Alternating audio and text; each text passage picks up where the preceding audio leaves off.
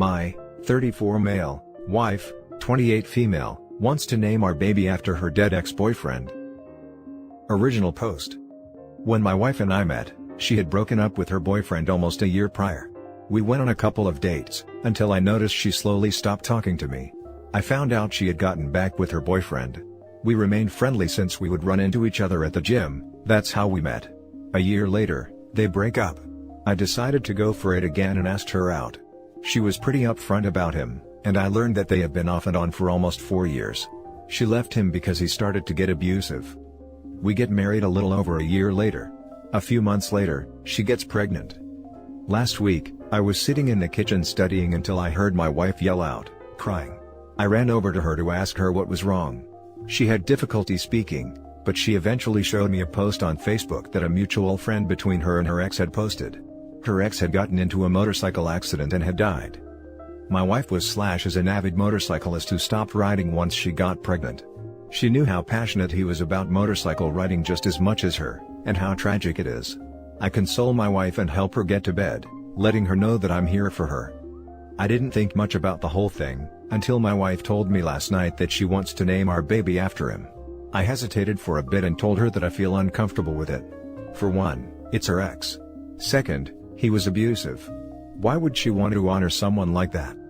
My wife got pretty upset and just wouldn't hear me out on my reasons. She won't talk to me at all. Am I really in the wrong here? I'm just thinking that my wife is extremely emotional at the moment since she's pregnant and trying to process her ex's death. Any advice? Now for the top advice before reading the update. Okay, I'll be the a-hole here. Is the kid yours? She's left you for him before, you got married really quickly, and she got pregnant shortly after. It doesn't exactly sound like she was over him given her response and wanting to name the kid after him. On the not a-hole side, you are absolutely correct in not wanting to have your child named after her ex. That's an incredibly disturbing thing to have to explain, which shouldn't even be an issue in the first place. I really hope she's just being in a heightened emotional state because that is very disrespectful to you and the marriage. To add on to the a-hole theory about the cheating, it won't be strange if she cheated and stuck around due to you being the safe choice. That is, the guy she'd be okay settling down with to start a family, etc. Marrying someone a year in is never a good idea, especially after they've had a major breakup. But yeah, naming your kid after her ex is absurd. But keep in mind that some people tend to disregard the terrible things they've done due to them being dead. To them the dead are perfect and can do no wrong, even if they were jerks in real life. Just think about how every time you said your kid's name you would think about the ex and how your kid would feel knowing he was named after his mom's ex-boyfriend. That kid's going to feel messed up when they find out, and it will put a huge strain on their relationship with your wife. OP, please, make sure to have her throw this idea out the window. Red flag. Run, Forrest. Run. And now for the update. Wow, so, this post got a lot more traction than I expected. First of all, I want to thank all of you for your advice and showing your concerns, not just for myself, but for my wife too. It means a lot. Now on to the update. For Easter, we already had plans with her family to go to church and then have a barbecue at her sister's. Not wanting her family to see any tension, I saw this as a chance for her to have to speak to me. As we're getting ready for church, I tell her that we need to talk about everything now. She agreed and sat down with me. I did tell her that there is absolutely no way we're naming our baby after her ex, or any of our kids, if we have even more. She agreed and apologized for acting irrational. Also, I know a lot of you suggested that I get a paternity test. I know that I'm 100% the father. I didn't want anyone to get my anxiety up, since while it may seem rational, jumping into an extreme conclusion and making things worse. I thought it out, but I still did ask if she was still in love with her ex and if she did cheat. She adamantly said no. She had already stopped loving him, even before they broke up. She tried to make the relationship work, but she just wasn't in love with him anymore. She described him as not being a good person at all. She apologized for making me feel that way. I told her that I understand she's going through a lot of emotions right now and being pregnant doesn't help at all. But, I had to ask on why she would want to name our baby after him, even after all she has told me. She started to get choked up and was shaking. I told her that she could tell me. She confessed that when her and her ex broke up, the last thing she told him was that she wished he would fall off his bike and die. Also, the bike that he died riding on, was a bike that she strongly suggested that he buy, even though it wasn't his first choice. She also talked about how accidentally getting pregnant and her ex suddenly dying is a lot for her to handle. She wasn't expecting to be a mom so soon and her life is about to change when she really didn't want it to. She talked about how she thought we'd travel and that she'd continue racing her motorcycle. Now, she's not even sure if she'd be able to ride again. She actually thought she might be able to ride again once she had the baby, but her ex's death reminded her how much of a risk it is. She doesn't want to risk her life when she has a family. She feels gutted. Regardless, she kept stressing out to me on how she wouldn't change a thing about her life now and that she's happy to be married to me and is going to be a mom. We're the best things that has ever happened to her. Anxiety also runs in my wife's family. My wife gets intrusive thoughts about how her ex died too. It's so bad that she has a hard time sleeping sometimes. After discussing things, she decided that she'll be going into therapy. She has her first appointment this week. Now for some top comments. She's actually feeling survivor's guilt. I went through that when my brother was killed. He died fixing the very truck I co-signed for him. I didn't want him to buy it, but it made him happy. I'm glad that you and your wife overcame that obstacle. Good luck to you and your family.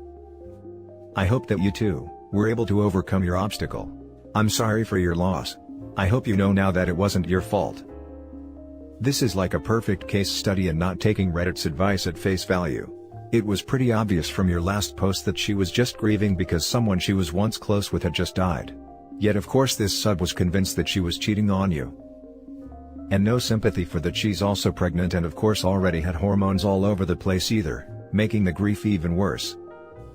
It warms my heart that you guys worked it out. You guys seem to have a very mature and loving relationship. These are the kind of updates that I want to see on this sub. Good stuff OP, and congrats on being a father. I'd recommend seeing the movie About Time. It really made me fall in love with the idea of being a father. Now for the next story. My husband, 39 male, destroyed my 31 female dead boyfriend's ring that he gave me. Chris was my first love. His mother and my mother were best friends. From when I was born, he was right by side always being there for me, and I adored him. We were 12 when we had our first kiss and we were 18 when we moved in together. On his 21st birthday, we were out celebrating when he suddenly collapsed. It turns out that he was sick with an aggressive form of brain cancer. Doctors gave him 3 months to live. We opted out of treatment because doctors told us that the possibility for the cancer to be sent into remission was extremely low. We went around the world and shared many memories that I still treasure with my whole heart. I wanted to marry him, but he would always refuse. He asked me, "Why do you want to get married to a dead man? You should live your life and marry someone who will be there for you instead." On his deathbed, he told me that he has something for me. Turns out, he got me a promise ring. He told me that his dying wish was that I remember him, and he promised me that he'll marry me when we see each other again in the afterlife. He passed away right after. His death really impacted me, but I was in the midst of pharmacy exams and as cheesy as it sounds, I wanted him to be proud of me. When our class graduated, I was the valedictorian. I dealt with his death for many years by mainly overworking myself, and I stayed single for all these years. I wore the ring on my pinky finger as the reminder of my dead boyfriend. Years after, I met Mark, who was working in the research facility that I work in. Mark is a doctor. He immediately took interest in me and I in him when I found out that he was working on cancer treatment research. We started dating and took things slow. We've been married for 2 years now. Even so, I still refuse to take my dead boyfriend's ring off of my finger. My husband and I have had arguments about it, but I thought he accepted it. Apparently not. Last night, my husband apparently took the ring off of my finger while I was asleep and destroyed it. The ring looks completely disfigured. He told me that I could move on now and that this will help me forget about my dead boyfriend. I haven't been home since then. I'm asleep at my parents' house. I don't know what to do or how to talk to him. Please help. I've been crying non-stop. Now for the top advice. I was a jeweler for years. Please take the ring to a jeweler. You can't believe the situations rings get into, and often they're fixable, even if they look totally beyond repair. We reconstructed rings that went into garbage disposals, went through lawn mowers, and had to be cut off by emergency medical technicians. A skilled jeweler might be able to make your ring just like new. In the unlikely event that it isn't repairable, they might be able to incorporate any stones or the metal into a new piece of jewelry like a necklace so you can continue to remember Chris through his gift. And while you're at it, get a new husband. You want to grow old with a man that has a heart, don't you? That's a good recommendation, and sounds like it might be worth a try for OP. Your husband prioritized his own insecurities above your mental health. That's some BS.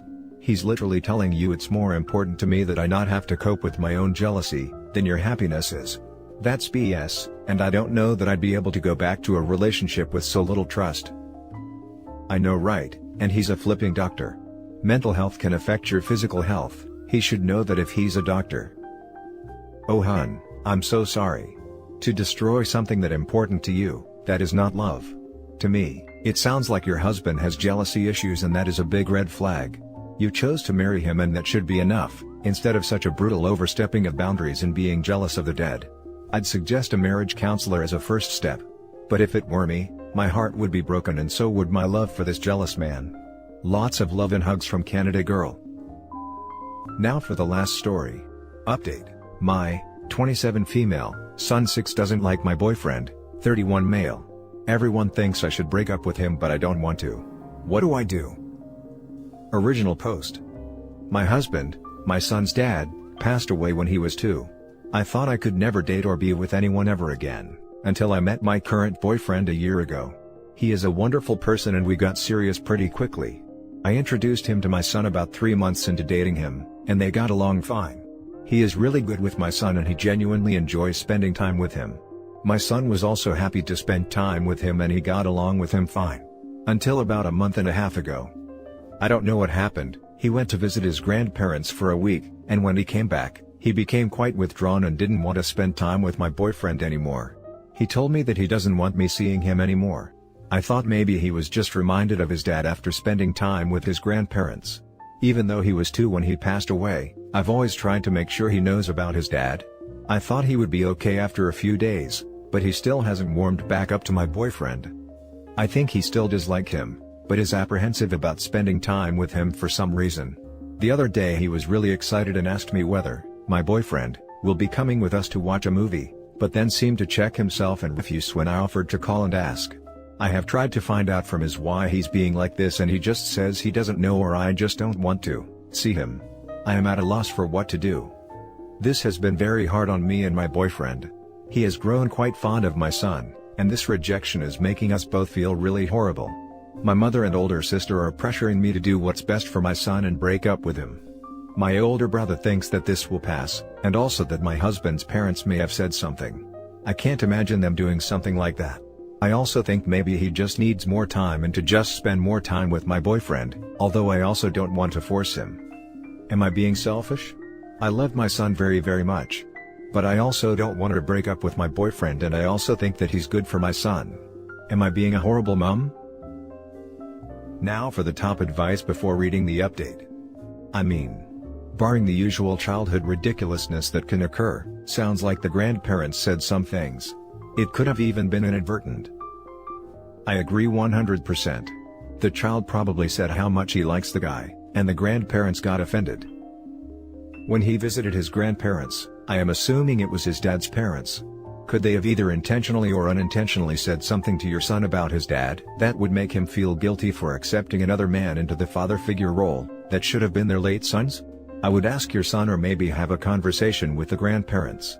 They may be hurting or feeling slighted by the fact you are moving on and possibly finding a new father figure for your son. You should not have to ruin a really good relationship with what seems like a genuinely caring and loving guy, but ultimately, the relationship with you and your son comes first. I hope you are able to solve this dilemma and everything works out for you. This sounds very likely. This is either something happened between your boyfriend and son when you were not looking, or your son's grandparents want you to be a widow forever. Have they ever spoken to you on this subject? I've asked my son whether my boyfriend did anything or said anything, and he denies anything happened. Well, he just says no. Did he do anything to upset you? No. Did he do anything to hurt you? No. Did you have a fight? No. My husband was their only son, and it was very difficult for them to accept when he passed away. They've never directly said anything to me. Now for the update.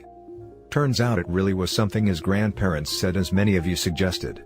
They said some things that made my son think that my boyfriend and I will make our own family, and he'll be the fifth wheel and I will no longer love him. I reassured him and made sure he understood I will always love him, and that he will only have more people love him, not less. Boyfriend and I agreed we needed to spend more time together with him, and we've been doing that, and he's warmed up to boyfriend surprisingly quickly. So that's working out really well, and my boyfriend has been really wonderful throughout this. I feel kind of ashamed for even considering breaking up with him. I've been told I told you so by my brother. I have been putting off talking to his grandparents. But I will definitely talk to them before I let my son spend time with them again. I want to make it clear to them that it's not acceptable to say or insinuate things like that to my son, but also want to reassure them that they will get to see him, so long as they don't put weird ideas in his head. I think I will see them by myself and lay it all out, and then maybe have a little break before letting my son visit them. Edit. Thank you all for your kind words and advice. Honestly overwhelmed by the number of responses. Wasn't expecting it. I know many of you think that I should cut his grandparents off, but I honestly don't think they must have said something like that directly to him. Maybe he misunderstood. I will find out for sure when I speak to them. I am taking this very seriously, and it's definitely a possibility depending on how everything goes. Now for some top comments. Yes, I love a good update among all the sad/weird/infuriating ones. Good luck. I wish you and your little family happiness. This place has been on a roll with happy updates recently. Talk to the grandparents, but make sure they don't make your son feel guilty for telling on them if they had told him not to say anything. Then your son may think you lied if he gets in trouble with the grandparents because you promised that he will not get in trouble. Good luck. It's not reasonable or kind to ask a young child to keep a secret. That's not good parenting. They emotionally manipulated your child to try to manipulate you. You shouldn't leave them alone with your son anymore, and make it clear that if they put their own wants above the emotional needs and safety of your child, then they won't be allowed to see him. Yeah, no unsupervised visits until they can prove they're not trying to sabotage you. I'd fear what the next accusation could be. And that's it for this video, guys. If you have thoughts to share, leave a comment below. Don't forget to hit like and subscribe if you like this content. I'll catch you in the next one. Good day, everyone.